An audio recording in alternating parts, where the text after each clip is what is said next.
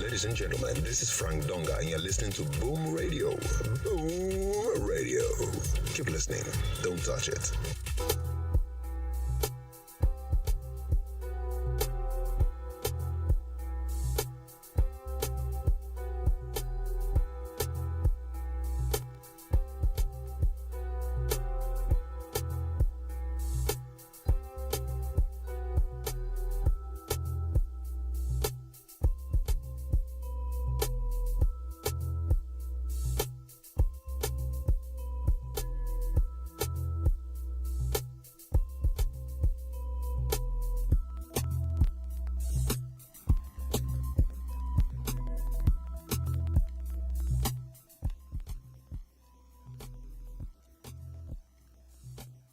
Good day and welcome to the Boom Bar on Boom Radios, Boom NG, Boom Radios. What?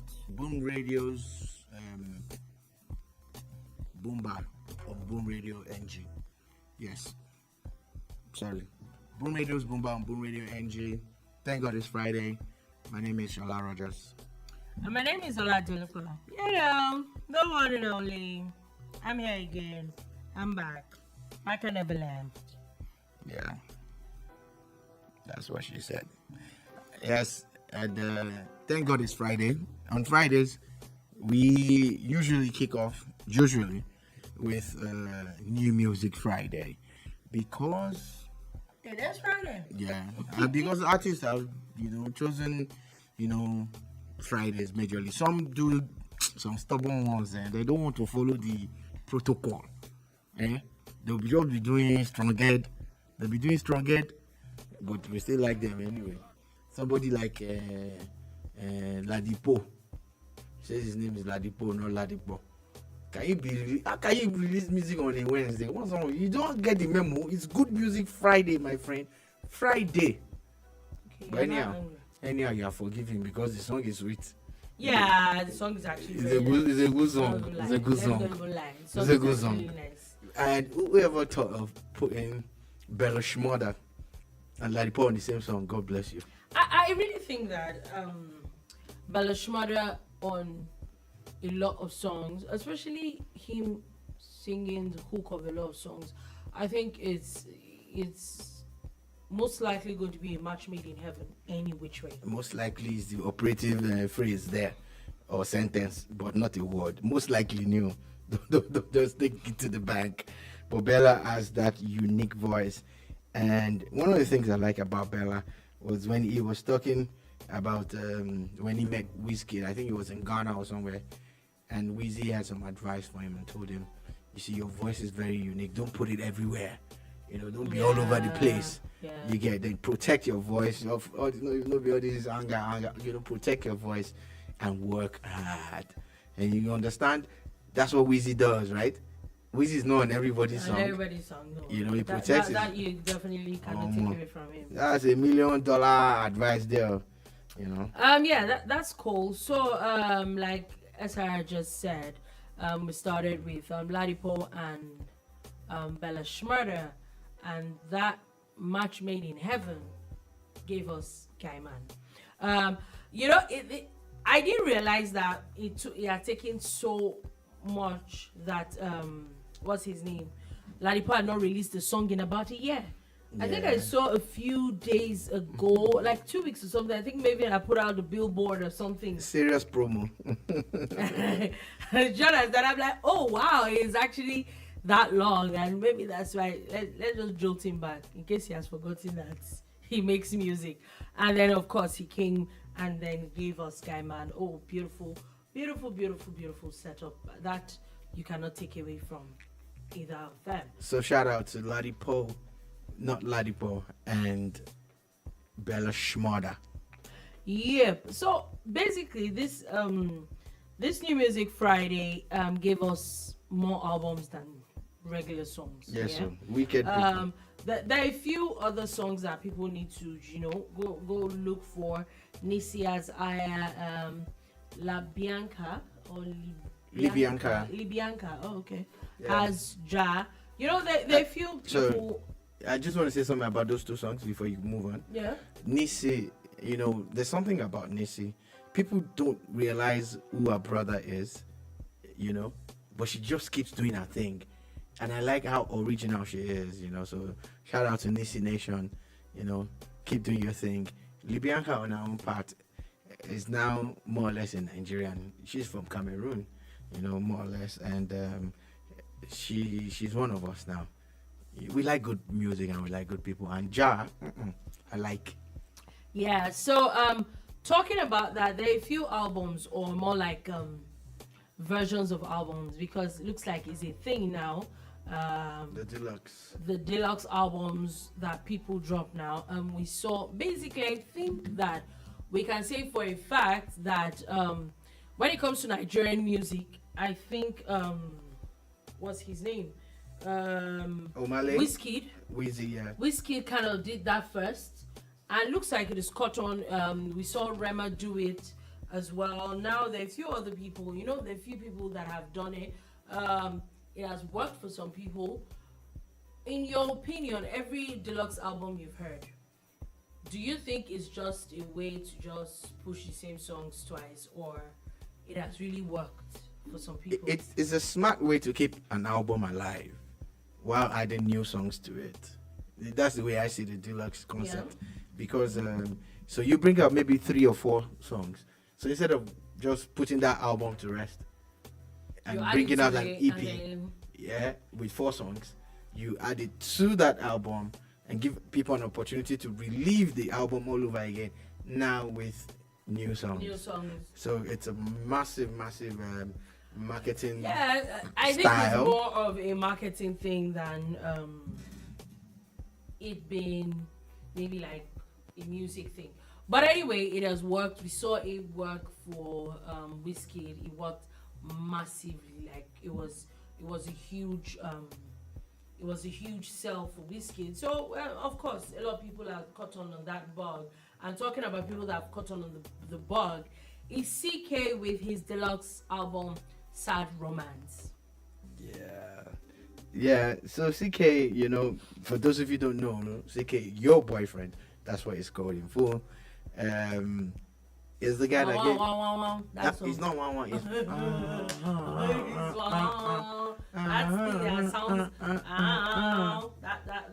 sound. That's not. He's not. Okay. That's kind of putting that song down, my friend.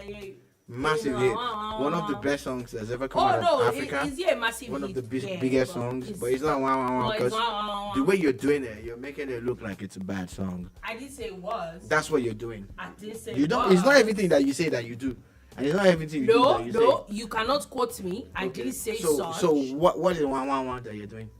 I was trying to help people remember the song that made him popular. Anyhow, so CK had this nice single that came out that came out last week or so. Lovely song, lovely video, and now he has the deluxe, and of course it's CK. CK, you know, the fact that he had that global hit made him come into his own, and he tends to do music his own way. He does his own thing. Yeah, and it's working for him. It is working, definitely is working. So yeah, people need to actually go and check out that album. Another person that released the deluxe album this weekend or this week is Omah Lay with Boy Alone. Okay. Isn't that what we were talking about before? CK now. Before CK, we had already talked about Omah Lay. Anyways, Omah Lay, again, because he has really nice songs, and I like Joanna a lot. Yeah. Omah Lay, you know, is so good that he can do virtually anything and get away with it. On the Boy Alone album, there's a song titled I, like just the letter I. You get. So if someone can bring a song out that's titled I, and it's working, what do you expect? And there's a song so you know, that's so take my breath. Lovely song, Take My Pain Away or something like that. And I think people need to pay attention to Omah. Omah is a deep guy. Sounds like someone who's gone through a lot, and likes to sing it in a Likes to song. sing it. Like he can make something bad sound good. Like, oh, maybe I have depression now. I can still be smiling in my depression because Omah is singing it that way. So shout out to Omah Lay. Keep doing you. You're an amazing artist, and your Super Deluxe album, where I put super there for you, is actually super. I've listened to all the new songs. I like them. Okay, now let's move on from that and let's move on to. Okay, sorry, let's move on to that and let's move on to the album of the moment. The album of the hour that is breaking records. At the moment, I think that it's safe to say that when Asake is on a song, or he releases a song, or he releases an album, see, just keep your property to your chest until give it like maybe like 2-3 weeks or like a month, just so that yours can have like a lot of recognition. I'm not joking. I'm not even trying to put people down or anything. So a few days ago, I remember writing a story that had to do with Olamide and Asake and how they broke a record of the duo that is topping charts. Now, charts throughout, there were like different charts, from Spotify to Apple, and number 1 and number 2 is either Asake and Olamide or Olamide featuring Asake. And like that was not enough, he decided to drop an album. It's not even up 24 hours, and here we are, and literally has bounced everybody else off now. Number 1, There's no lie. It just bounces everybody off. Like, what's the uncle be coming down? Let's be coming down to some things. Thank you very much. Asake is an enigma. Asake is, I don't know, the guy in such a short time has become an A-lister. He has become the guy that is the hit factory. Yeah, call him a hit factory and you can never be wrong. I listened to the entire album. I listened to the entire album. A few days ago, I was still going over yoga. And I'm like, man, I don't know what inspires this guy and how he's able to bring some different influences into his music, and still come up with the flows and the rhythm. Now, apart from the beat and the rhythm and the flow, his style of singing, his ability to flip, when you flip your tongue and you get words and you play upon words, and still singing in his native Yoruba majorly, with references to certain English words and phrases, and how he's able to even mention other artists and their songs and still not lose a bit. And like, this is vintage Asake. That album, I already have like 6 favorites. When I say I have 6 favorites, it doesn't mean the other songs are not great. I'm not saying that. Already those 6, I've played them a couple of times. Yeah, it's beautiful to see good music. The funny thing is that I would say that I'm not sure I'm a huge fan. I was a huge fan of Ashake's music when he came around. What was this? Maybe I'm not very open to change. Yeah. Or I know. Yeah. So that exactly. Yeah. You have found something to see now. Yeah. Not open to change. So it was kind of very, at first, but then I won't even say Asake grows on you. Asake literally just hits you out of nowhere. Like, you really cannot deny the fact that this guy, he's good at what he does. If you listen to, like, his songs have such a very likable flow. You don't even need to like switch from one album to another, but one song to another. It's beautiful. And also, I was going to talk about his work rate, and I think that kudos to YBNL. This is reminiscent of Olamide. Also, we've not heard a bit from Fireboy, but we know how many albums Fireboy has dropped. He has that song that dropped before Asake dropped the single. We have, Take My Life. It's like a techno upbeat Are kind you of something. serious? It came out a few weeks I'm ago. not even sure. Oh How yes. did I miss that? Oh yes. We have So actually. basically, like in such a really short time too, seeing the number of albums that Fireboy has also put out. So I think that it's safe to say that their work rate is a YBNL thing. It definitely is working for them as a whole, and it's definitely working for Asake as well. So you really need to. It's a very nice song, or very nice album. It's a beautiful way to continue the week. So the weekend you can have a very interesting weekend with Ashake's album.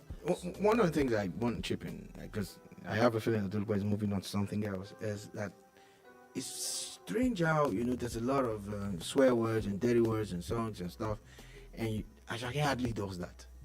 It's actually strange because That's true. he hardly That's true. does that. That's true.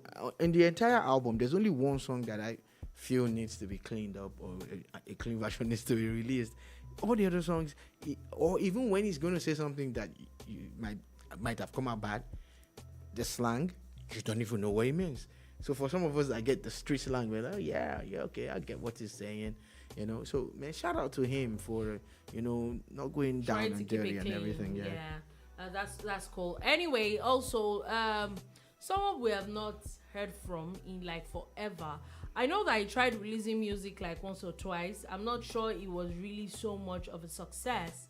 Is the person of what's he called? Tizzle. Tizzle.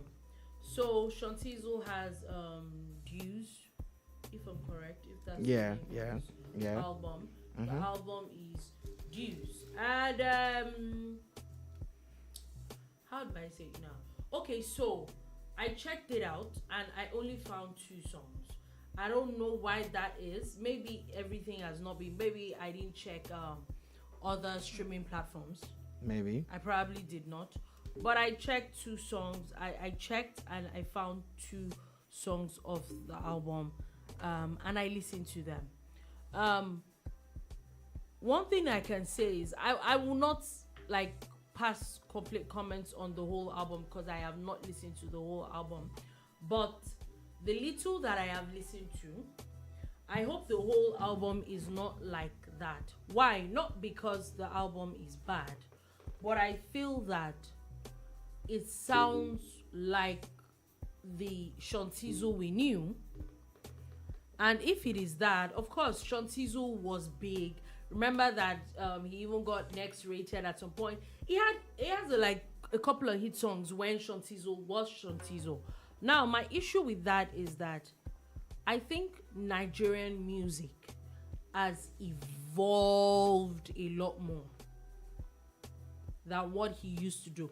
Not because it's bad music, but I just feel that we've seen a lot more. We have experienced a lot more. So if this old album sounds like the 2 songs that I heard, I don't know. I'm just going to say I don't know. All right. I particularly like Tizzle's Focus. I like that song a lot. I think that Tizzle still has it, And what I fear for is the fact that the music industry is so hard now. If you do not have some kind of major structure behind your music or your talent, it might not get heard. Might not get the exposure that it requires. But again, there's something that artists must remember. It's a business. So right now, even when you open the streaming platforms, or you open your social media, or you open YouTube, you will find established artists advertising their songs. Oh yeah, you know? I remember this thing that you just said. And I remember when I was talking to someone about putting stuff on like YouTube ads and all that. I was like, that does it really matter? I'm like, and then as we were talking, I remember it was Adekunle Gold's song popped up as an ad. And I'm like, if these people can advertise their songs, if just today I saw Tiwa's song as an ad, on YouTube, and that's where I come from. Like, if these people can advertise their songs, who am I? So there has to be a lot of work in the area of marketing and PR and advertising for artists.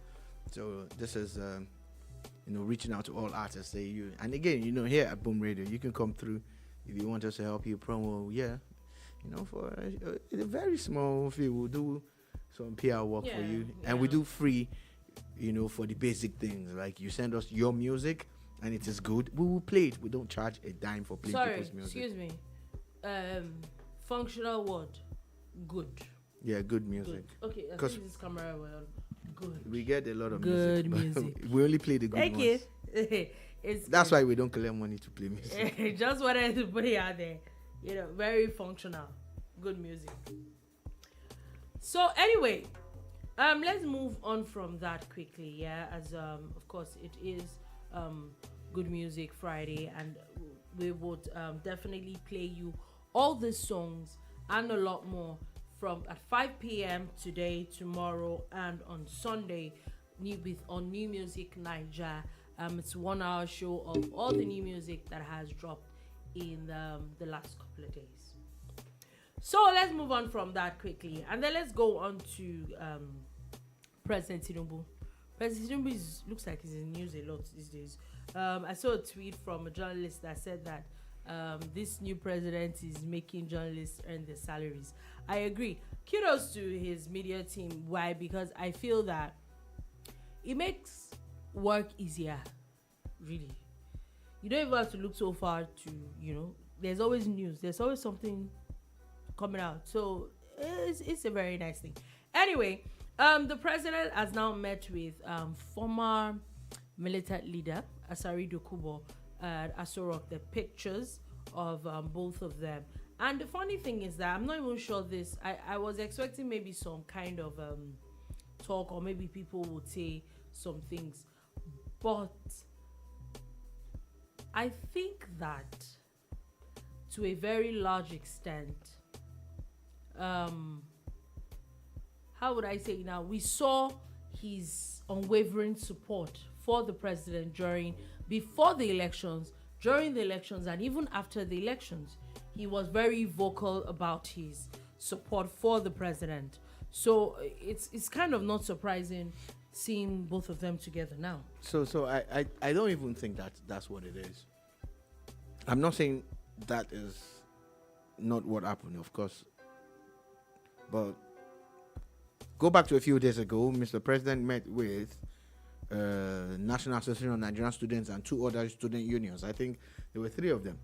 At no point in time did any of these unions come out to say they supported him. Yeah. They didn't do it, but he met with them. So I think he's president now. Yeah. So I think what this man is doing is very strategic. Like he has a plan. Every meeting that you see this man hold, is either the person will be suspended or appointed. I think I saw that story. Or he gets some kind of promise. Sure, you get. If he calls you for a meeting, try and avoid it. You might get suspended after. So that's on the lighter note. On the other side, we all understand the role that people like Asari Dokubo plays when it comes to security, especially in the Niger Delta.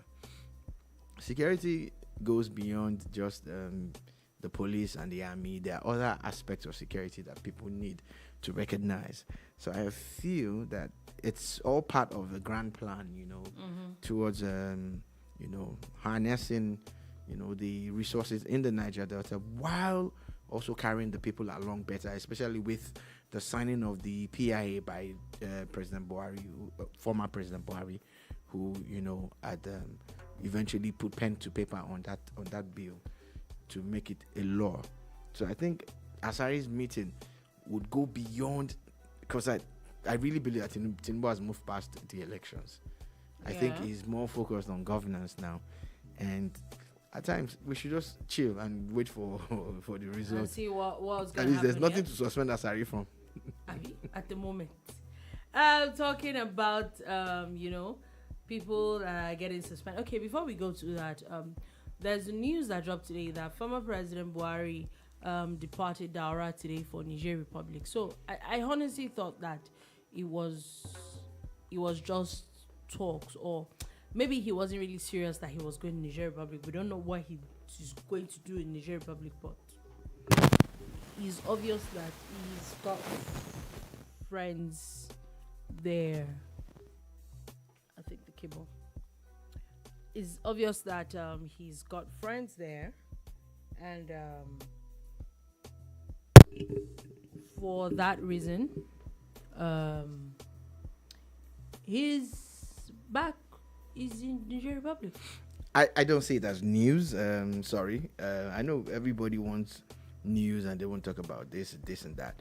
But for me, I don't even see it as news. Like, okay, so he's going to Niger Republic. Okay, how's that news to me? Except they're saying that. Why is it? What's happening in Niger Republic? It's just down the road for him.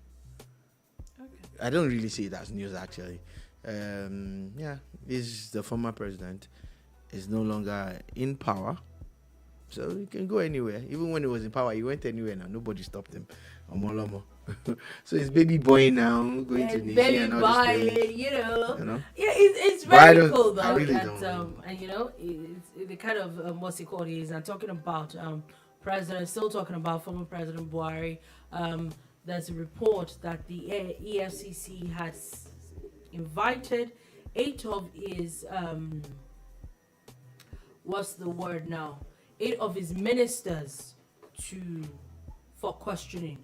And I remember that now a lot of people have been going back and forth with a particular video where the former president had categorically said to when he was talking to his ministers then that let nobody come and call me for questioning or something funny like that. And now everybody's like, okay, is this what he meant? Maybe not. But whatever it is, the bottom line is that regardless of party affiliations, regardless of paracoism, I'm sorry I cannot explain that word to anybody. If you get it, you get it. If you don't get it, forget it. But let me try to explain. Paracoism is some kind of like rapport, some kind of synergy or friendship, brotherhood or sisterhood. Regardless of all of that, this new government seems to be, following through on certain things, and there's a lot of hue and cry about things that could have gone wrong. And if we don't right those wrongs, that means we're not ready to move this country forward, So the Economic and Financial Crimes Commission has now invited 8 former ministers. Something must be wrong. Yeah, according to the report, there are a few people talking about few different things now. They're saying that one of them is the former Minister of Women Affairs, Pauline Talon, who was invited last week over 2 billion naira fraud and part of money allegedly diverted from African First Lady Peace Mission project. There is a Saleh Maman, the former minister of power, for an alleged 22 billion naira fraud related to power projects. There is the immediate past minister of police affairs, Mohammed Maigari Gindiadi, on how the police trust fund was handled. There is also the Minister of Justice and and the former Attorney General of Federation and all that. So there are a few people that have been called up, and for their sake, I hope that they will not ask former President Buhari because he said there will be trouble. You want to do not stress the old man. So, for me, there's one name that just keeps reoccurring. It's a recurring decimal, always popping up, always in the stories. Is it that they don't like this man, or really and truly he actually has, something to answer to? I'm talking about the former Justice The former Attorney General / whatever position he has. Minister of Justice. Justice Minister. I would really like to. Funny, his name keeps popping. Yeah, his name keeps popping up. His name keeps popping up in gist, in reports, in everything fraud, Sha.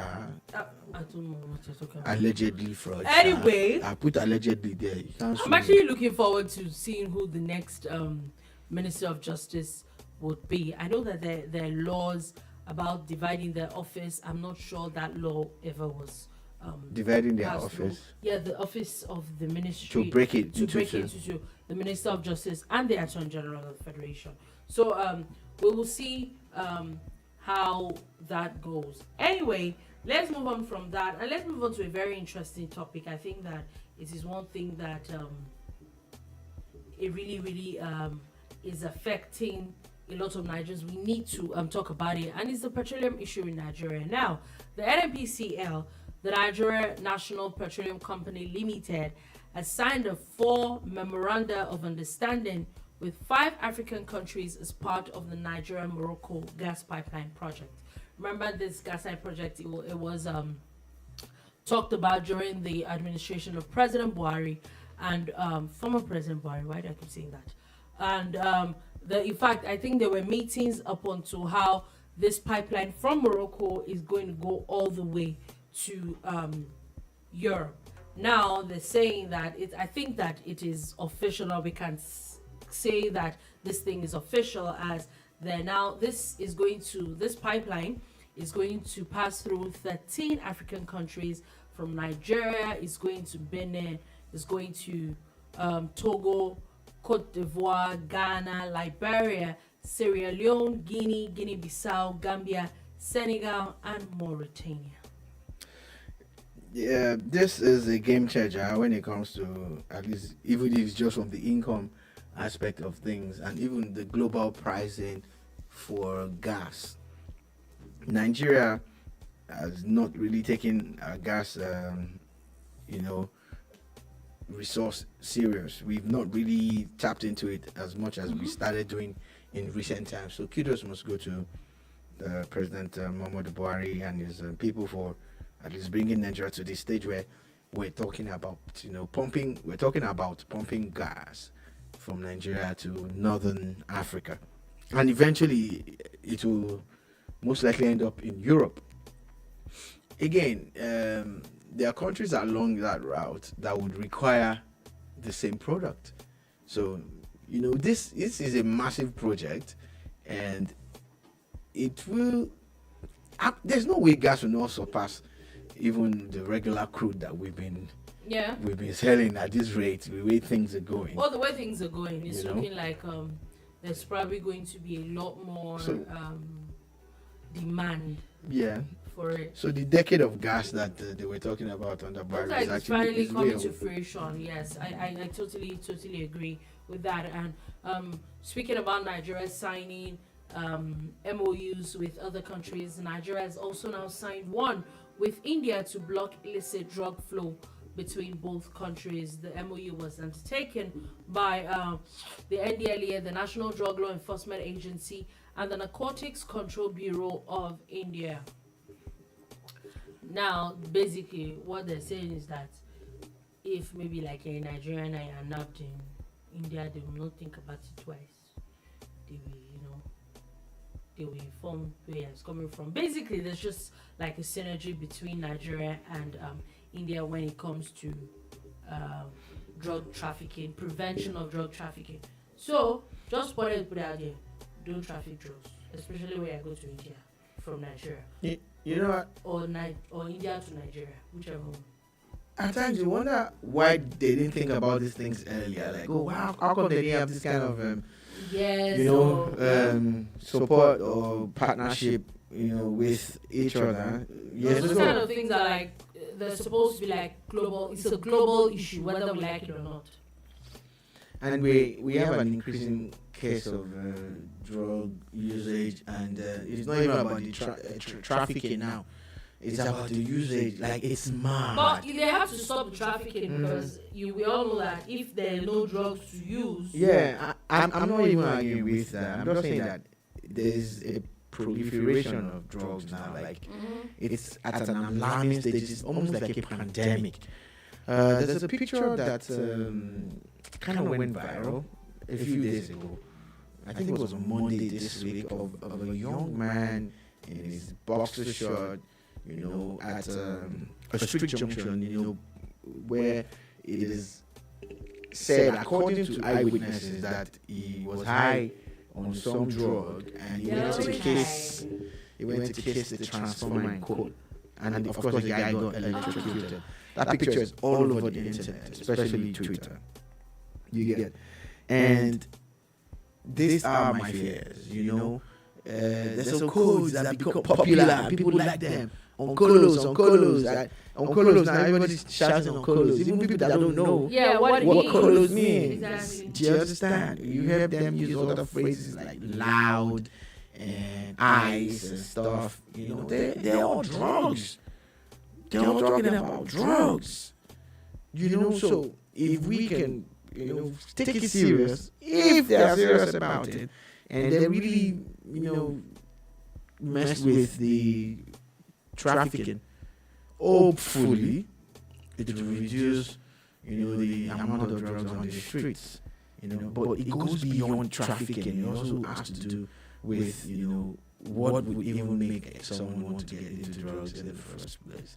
I'm not judging you. I'm just hoping that you will realize that drugs are dangerous. Okay, I'm talking about people being caught. The Nigerian military has now destroyed 57 illegal refining sites. Yeah. In the last 2 weeks. Yeah. See, I think that it is safe to say that criminals are just always going to be criminals. Let's just put it like that. Criminals are people who are one step ahead of law enforcement. That's why they exist. They have to be caught.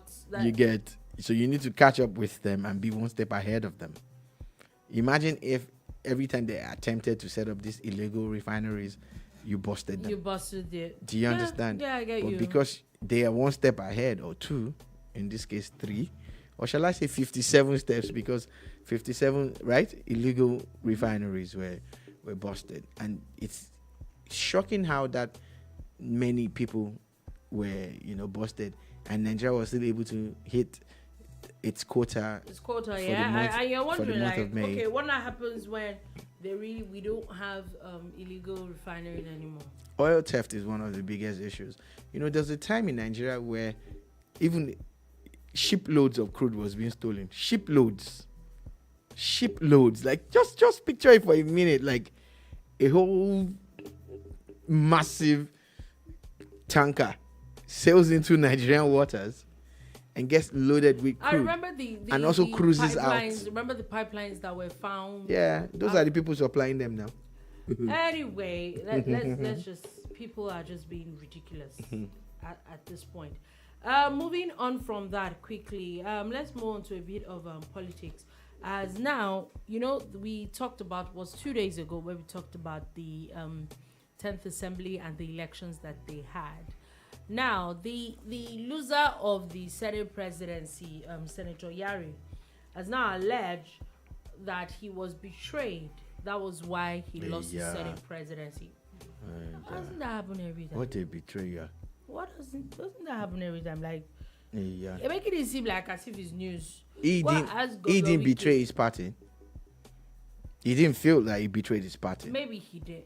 Maybe he didn't feel he did. Because at the end of the day, there's always this silent, not like I'm not sure it's in the constitution, but there's always this silent zoning conversation. But the honest truth is that I think that according to the constitution, everybody has a right to contest. Yeah, so, exactly. That's why I talked about the party and not the constitution. And there's something called party supremacy. If you can do it by yourself, don't join a party. At least now there are independent candidates allowed in Nigeria, right? Yeah, but that's rural election and that's not Senate election. You can run one thing by yourself, Abi. This is a guy. Look, if you go and check it out. I feel that only person that betrayed anybody was him. Because your party said to you, this is how this thing should go. This is the person that we are supporting. Yeah. The problem with people is how they don't know how to let go of power.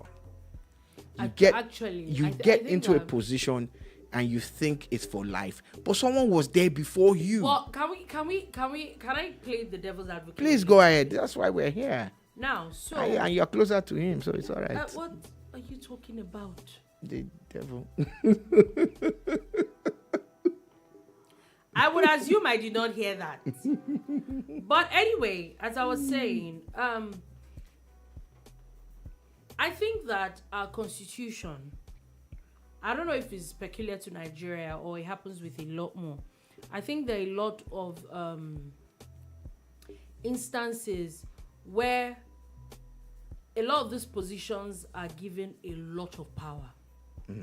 There are a lot of power being attributed to, from the local government chairman to, that, and we're human beings, really. Is people, would it really, really be so easy for people to just say, you know what, I'm just going to let these things go? Okay. I think, part of me feels that's what happens a lot of times, because let's also look at it from their own angle. We're human beings. Everybody wants to be on top. Everybody wants to, you're in the Senate, you have the opportunity to be the third most powerful man in the country. Or fourth. How is he fourth? Or fifth. Okay, I don't know what you're talking about. Anyhow, but anyway, so this is it. It really just, this is it. Let's take it. What you've said, I get it, but I'm coming from the party angle. And this is the ruling party of Nigeria that has the president and the vice president who are from the southwest and the northeast, and they are both Muslims. Yeah. And it had caused a lot of wahala, furore. People were like mad. Look, this is a country that has many religions. How come? And the Christians are really not happy. Then the party says, let us get a southerner who is a Christian to be the Senate president. Maybe from the southeast or the south, not the southwest, because the president is from the southwest. And everybody got behind the most likely candidate, Akpabio. They all agreed, but you didn't. So because you were not going to make it work, you had to go to the opposition to get their support. He started hobnobbing with the opposition. He started appearing at their events and doing all of that. And that's why I'm talking from the party angle. Exactly. So from the party angle, trust, I am not talking constitution. I'm talking party politics, because it's party politics that is angry at. He says he was betrayed. Now, a word of advice for Mr. Senator Yari. You could actually cross to that party that voted for you. You got 46 votes, right? I'm not sure those you got things 46 are allowed anymore. 43. 43. I It's don't 43. think really allowed anymore. Then resign. Why are you staying in a party that betrayed you? Who wants to stay? Who does not want to go to the Senate? No, you should resign. With the amount of money that he's making every month, So what's the story about being betrayed? Look, politicians will always be politicians. You try to outsmart your party. They stood their ground. They locked the car park. They didn't let anybody sleep there overnight or sneak in early in the morning, as it was in a certain year. And to drive you pulling buses. Y'all ain't going nowhere. So, okay, which betrayer? You are the betrayer. If there's anybody that betrayed anybody, you betrayed your party. That's the truth. Live with it. Okay. Anyway, let's move on quickly from that. And let's go on to Zamfara, where there's a lot of drama happening. So a few days ago, there was a story of how the governor had ordered the police to go to the former governor's house, and a lot of things were carted away from his house, or his houses. I think about 2 houses in the state. Now, I didn't know that he went to court, but there is a court judgment saying today that the police and 6 others that should produce the properties that they seized from the former governor's house. Let us speak to the greed of politicians again. Earlier on, when we were talking about the person who claims he was betrayed, I was talking about the seat-type mentality of African politicians. Now I'm going to talk about the greed. Now, really and truly, why do politicians feel that when they are finally out of government, albeit temporarily or permanently, they need to go away with the things that they were He given? has said that it were things that he owned before he became governor. I've not even zeroed in on Matawale. There's this same allegation in Benue State. Oh yeah, there's Benue. There are one or two other states like that. So I actually haven't zoned in on him yet. Yeah. So I'm just talking generally, like, why do people feel? Because if it's not a thing, But it could also be from the angle of being vindictive. Yeah, so that's why. Because if you notice, when these conversations happen, it happens when there's a different party that's coming into power. Yes. Different party, new party, same party. Yeah, very strong point. But why do people cut away things? So that's what I'm saying. That's one. It's not it like might not it be doesn't. true. Yes, and it's also possible that it's true. Okay. True. People do it. I remember where I used to work when I was leaving, and I was given a personal computer and all that. I left it. I even left some of my property there till tomorrow. Do you understand? Like, I'm just trying to talk about how people take too much, attach too much importance to material things. You know, look, if you're out of government, you're out of government. Okay, if you cannot go and buy those things by yourself, then let it go. And I've seen other people do it, but especially in the private sector. So why can't we have the same spirit in the public sector? Why do people feel that because they used a certain vehicle or a couple of vehicles, they need to cut it away? Now, in the case of Matawale, now, I'm glad that he went to court because he said that these things belong to him. And, of course, it wasn't like Matawale came into politics as a poor man. He already had a couple of things before he became governor. So, my fear is that the involvement of the police in all of this, like, they're being used one way or the other. It's funny, when... And that's my fear. Like, how come they got so involved to the point where they're the ones that the court is now telling to return stuff that they went to collect?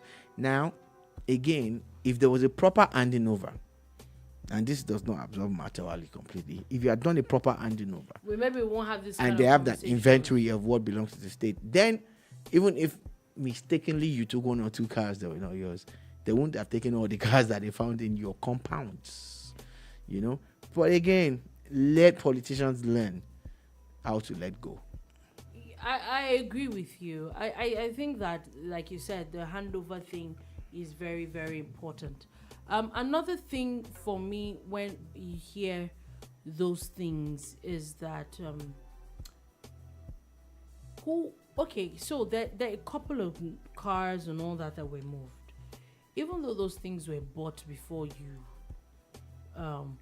what exactly are we using those number of vehicles? This one that Uncle has removed subsidy self. How don't you going don't try it. Except you have oil license. Don't try it. It's and expensive. You are refining crude in your backyard. Your backyard at this point. Because at this rate, people are now parking their SUVs. Hey, people are parking SUVs now. See, I'm 6 sure that cylinder those small V8 engine. Those small Toyota Corollas V6. now. We will see those things back. Those things are going to be very expensive. Because at those points. Look, if you have money, you know those small Onikolobo cars, all those Like all those micro cars. Go and bring them. Go and bring people we buy. I will buy. You know, because we're at a point where there's no more something. And he don't coming back. Yeah, so again, you know, you have 40-something cars for 30. Oga waiting now. Is it a transport? Is it a transport company? How many transport companies you have such? Exactly. Let's be honest. My respect around Anyway, which is no way. Talking about courts and all that. Former JAM registrar. This man has been in the news a lot. Professor Ojeride, his 3 sons and daughter-in-law have been rearranged by the federal government for allegedly selling off its property in Ghana. They were docked on a 17-count criminal charge by the ICPC.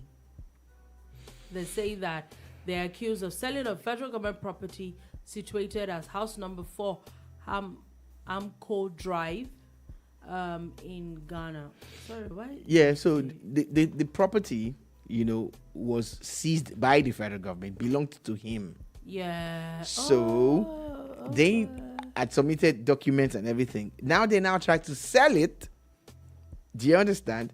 They're still trying to sell it, something that had been confiscated by the government. Do you get? So that's the fraud in this. Like, you're under investigation. You have a case to answer. And, a big shout out to them. Guinness Book of Record, if they're looking at families that are breaking, this is a family that there should be one record that the Ojeri family has broken.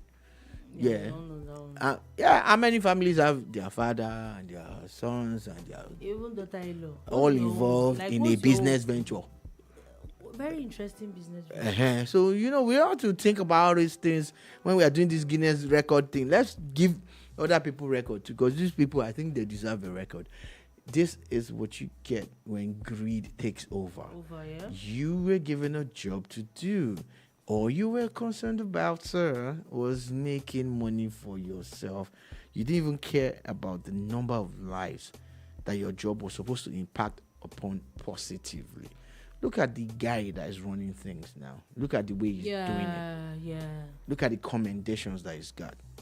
You even want chop, even chop small. Can't even. One of the allegations against him is that even while as a public servant, while serving, he had set up companies and he was actively involved in running those companies.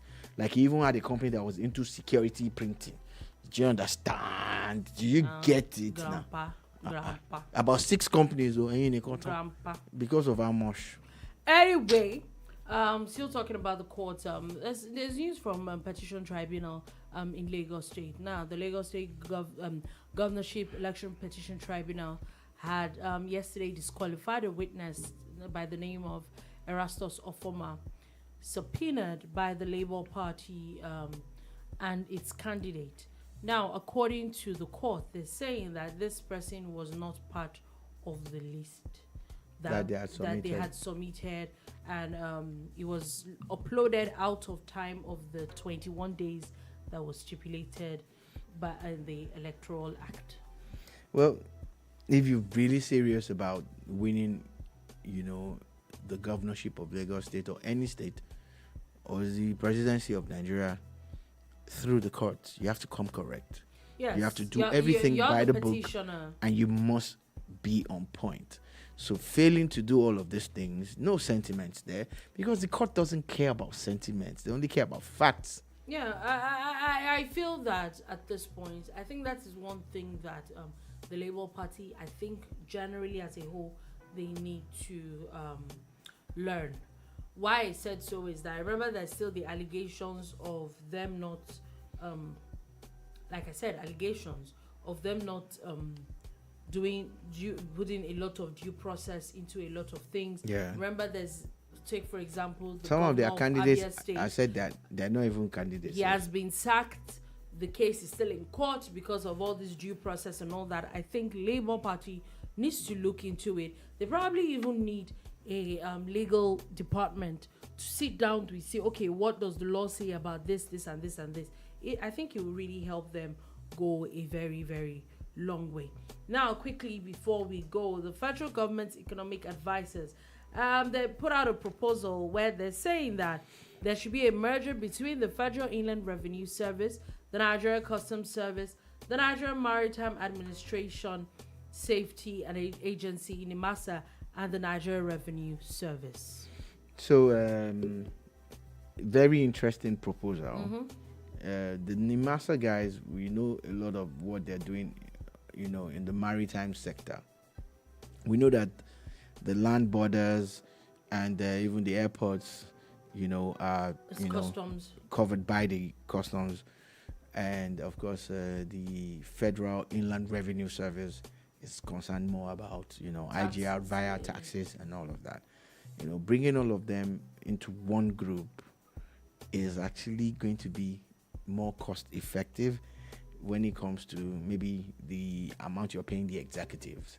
Like having one chairman or one president in charge, then he has a board and he has a structure and all of that. And it will be one massive, group. Yeah. And again, it will reduce the cost of governance to a large extent, because each and every one of these people now have heads and this and that. So if they can collapse into one. And again, their sole aim, is majorly about revenue and security. It's basically just revenue. Oh, no, Nimasa. Please, you need to look into what Nimasa has become in the last 4 years. They're doing a massive job. So if it is about security, like for example, the customs, yes, there's probably a lot of security too involved when it comes to the customs. border guys, they carry guns too, right? So I feel that maybe, I don't think that they should be merged together. It almost seems very like there's going to be a lot of work, or it seems going to seem very cumbersome. I feel they should be matched together, because each and every one of these current bodies will now be like departments under one roof. It will allow for more cohesion. It will allow for more synergy. Please excuse me. It will allow for all of these things to happen under one roof, which makes it better and easier. So I think I really like the idea, and also it will reduce the cost of governance. Okay. Now just moving on from that, let's see. I think we can take one more story before we go. Japan has now raised its age of consent from 13 to 16 years old. I think this is a very welcome development. I think it's messed up that it's even 16. Because a lot of countries, they don't allow people to vote until they are 18.